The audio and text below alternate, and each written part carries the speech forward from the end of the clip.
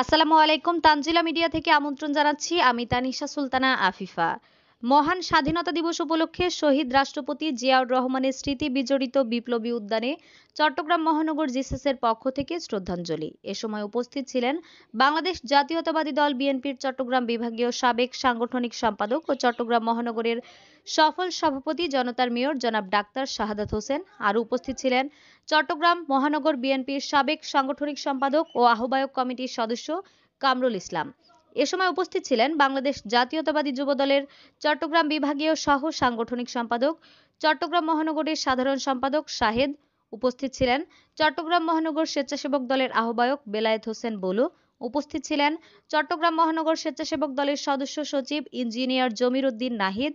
উপস্থিত ছিলেন জিসাস চট্টগ্রাম বিভাগীয় সাংগঠনিক সম্পাদক ও চট্টগ্রাম মহানগরের সভাপতি শিল্পী আবুল হাশেম আজাদ, জিসাস চট্টগ্রাম মহানগরের সাধারণ সম্পাদক মোহাম্মদ ইকবাল, জিসাস চট্টগ্রাম মহানগরের সিনিয়র সহসভাপতি আহমদ নূর নবী, চট্টগ্রাম মহানগর যুবদলের সাবেক সদস্য হামিদুল হক আহমিদ, মোহাম্মদ জাহিদুল ইসলাম জাহেদ, সহসভাপতি মোহাম্মদ বাহারউদ্দিন, সিনিয়র যুগ্ম সাধারণ সম্পাদক মোহাম্মদ ইকবাল মাহমুদ, যুগ্ম সম্পাদক মোহাম্মদ মোরশেদুল আলম, যুগ্ম সম্পাদক মোহাম্মদ জসিম উদ্দিন শিক্ষক, সাংগঠনিক সম্পাদক অ্যাডভোকেট টিপু আলম, আইন বিষয়ক সম্পাদক মোহাম্মদ নুরুল আলম, শিক্ষা বিষয়ক সম্পাদক মোহাম্মদ হাফিজ, দপ্তর সম্পাদক ও জিসাস বায়েজিদ বোস্তামি থানার সভাপতি মোহাম্মদ ইকবাল, মোহাম্মদ আনোয়ার হোসেন মামুন সহসভাপতি মোহাম্মদ রুবেল, সাংগঠনিক সম্পাদক সাইফুল ইসলাম সদস্য সহ আরও অসংখ্য নেতৃবৃন্দ।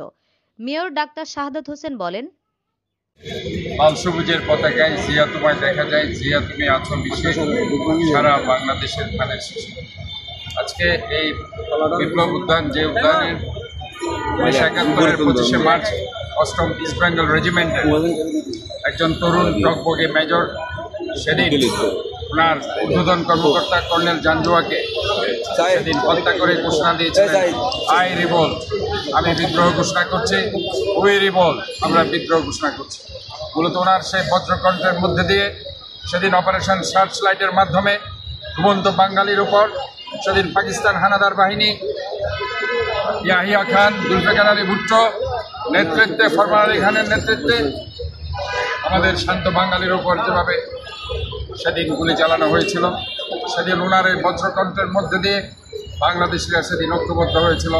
আবাল বৃদ্ধ প্রণিতা কিশোর যুবক থেকে শুরু করে সবাই সেদিন ঐক্যবদ্ধভাবে শহীদ প্রেসিডেন্ট জিয়াউর রহমানের পরের দিন 26শে মার্চ আজকের এই দিনে কালুরঘাট বেতারকেন্দ্র থেকে উনি ঘোষণা দিয়েছিলেন, I major Zia do hereby proclaim the independence of Bangladesh, আমি মেজর জিয়া বাংলাদেশের স্বাধীনতা ঘোষণা করছি।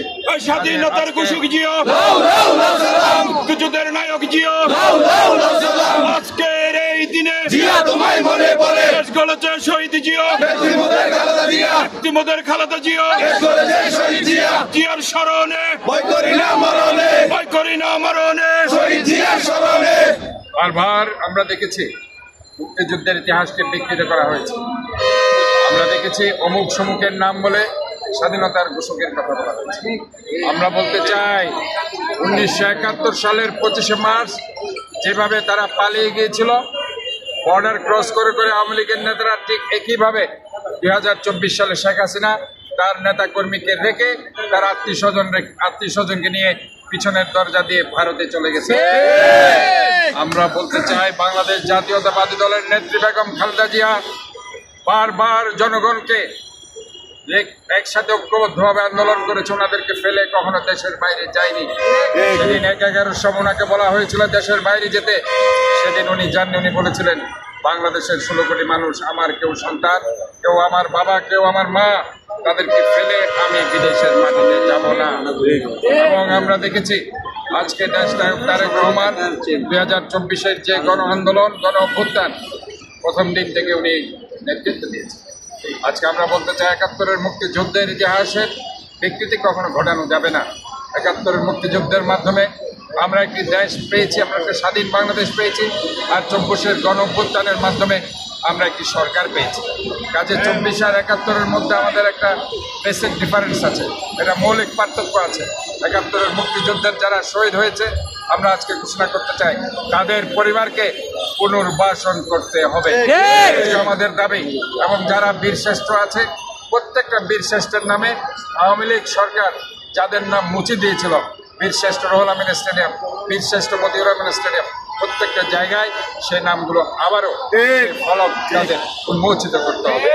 আমি আজকে এখানে শহীদ প্রেসিডেন্ট জিয়াউর রহমানের আদর্শকে ধারণ করে আমাদের দেশ নেত্রী বেগম খালেদা জিয়ার আপসীর নেতৃত্বের উপর ভর করে দেশ নায়ক জনাব তারেক রহমানের সাংগঠনিক ভিতের উপর দাঁড়িয়ে 31 দফাকে বাস্তবায়নের লক্ষ্যে ইনশাআল্লাহ আমরা আবারও ঐক্যবদ্ধভাবে একটি সরকার গঠন করে বাংলাদেশের মানুষের মৌলিক অধিকার, গণতান্ত্রিক অধিকার রক্ষা করবো ইনশাআল্লাহ। ৭১-এর মুক্তিযুদ্ধের যে চেতনা, সাম্যতা, ন্যায় বিচার, সামাজিক ন্যায় মর্যাদা এবং গণতন্ত্র, সেটাকে প্রতিষ্ঠিত করার মাধ্যমে আমরা বাংলাদেশকে একটি দুর্নীতিমুক্ত সমৃদ্ধশালী বাংলাদেশ আমরা গঠন করব।